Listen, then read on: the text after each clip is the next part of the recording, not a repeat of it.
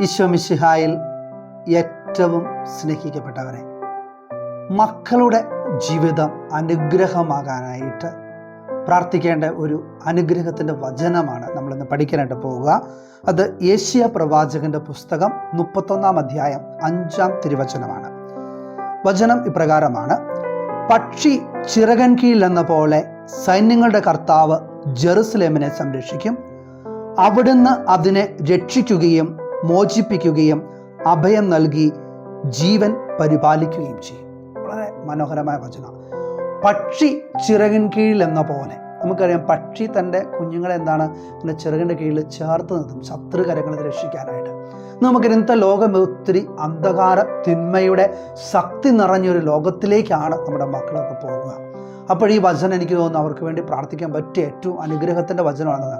പക്ഷി ചിറകിൻ കീഴിൽ എന്ന പോലെ സൈന്യങ്ങളുടെ കർത്താവ് ജെറുസലേമിനെ സംരക്ഷിക്കും. സൈന്യങ്ങളുടെ ദൈവമായ കർത്താവ് നിന്റെ മകനെയും മകളെയും പക്ഷി ചിറകിൻ കീഴിൽ കാത്തു സൂക്ഷിക്കുന്നത് പോലെ തിന്മയുടെ, അസ്വസ്ഥതയുടെ, അന്ധകാരത്തിൻ്റെ ശക്തികളിൽ നിന്ന് സംരക്ഷിക്കുമെന്ന് വചനം നമ്മെ ഓർമ്മപ്പെടുത്തുക.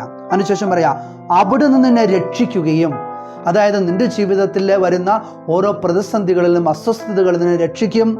അവിടെ നിന്നെ സംരക്ഷിക്കും.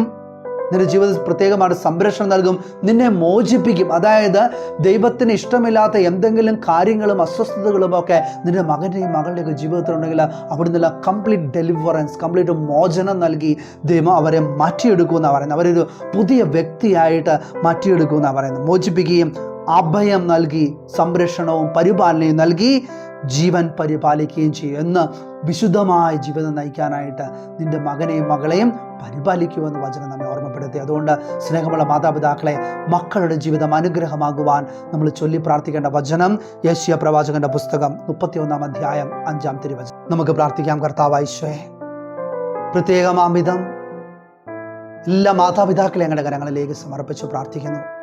അവർ മക്കൾക്ക് വേണ്ടി പ്രാർത്ഥിക്കുന്ന അനുഗ്രഹ നിമിഷത്തിൽ അവരായിരിക്കുന്ന ഓരോ സാഹചര്യങ്ങളിലേക്ക് നിന്റെ കൃപയും അനുഗ്രഹവും സമൃദ്ധമായിട്ട് ചൊരിയണമേ.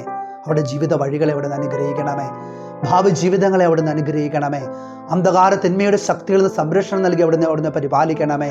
യേശയ്യാ പ്രവാചകന്റെ പുസ്തകം 31-ാം അധ്യായം 5-ാം വചനത്തിന്റെ ശക്തിയാൽ ഓരോ മക്കളും ആശീർവദിച്ച് അനുഗ്രഹിക്കപ്പെടട്ടെ, ഇപ്പോഴും എപ്പോഴും എന്നേക്കും. ആമേൻ.